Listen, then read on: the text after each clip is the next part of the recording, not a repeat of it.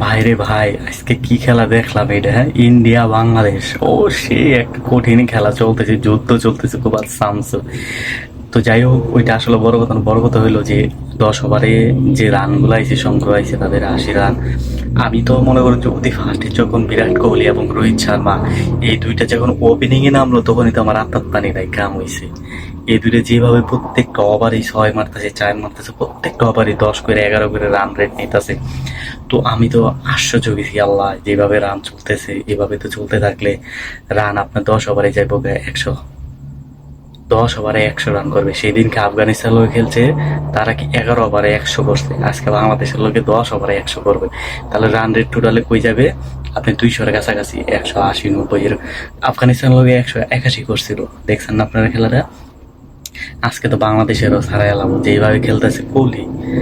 ও byte টইলে কি ওর হাত জোর আছে, সারা যেমনি মারে এমনি 6 হয়ে যায়। তারপর রোহিত শর্মা খুব বেশি 400-এর আশা করছিল। আমাদের সাকিব ভাই, উনি আইসা সুন্দর বল করলো, প্রথম বলেই 6 মারছে। তারপরে ডট, তারপরে দেখছেন কি সুন্দর ক্যাচ তুলছে আপনার জাকির আলী। জাকির আলী, ও 6 নম্বর কিংবা 7 নম্বরে নামে বাংলাদেশে। ও জাকির আলী কি করছে, ক্যাচটা ধরছে খুব সুন্দরভাবে, ক্যাচটা ধরছে ভাই, ভাল লাগছে ক্যাচটা ধরছে।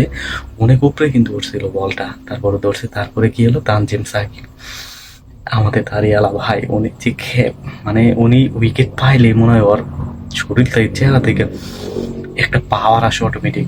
ওরে যখন সাংবাদিকেরা জিজ্ঞাসা যে ভাই আপনি তো দেখান কেন, মানে কেমন যেন একটা ভাব আসে। সাংবাদিকেরা বলে যে ভাই আপনি বাহিরে এক ধরনের মানুষ, আবার যখন খেলেন তখন আবার আপনি আরেক ধরনের হইতেন। কয় ভাই সেটা আমি নিজেও জানি না, আমি খেলার মাঠে অন্যরকম হয়ে যায়।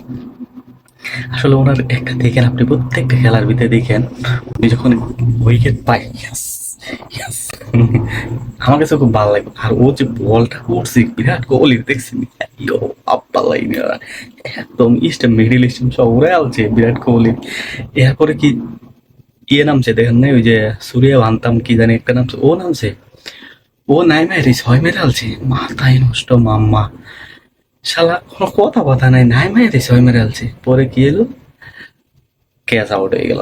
উইকেট কিপারে লিটন দাসে ধরলো, আউট। খুব ভালো লাগছে খেলাটা, এখন চলতেছে যেভাবে চলুক। যদি মনে করেন খুব চাপে রাখা হয় ইন্ডিয়ারে, মনে হয় না যে 130-40 করতে পারবো যদি চাপে রাখা যায়। তারপরে মনে করেন এভারেজে 30-40 করবো, কিন্তু এর বেশি করতে গেলে ঝামেলা।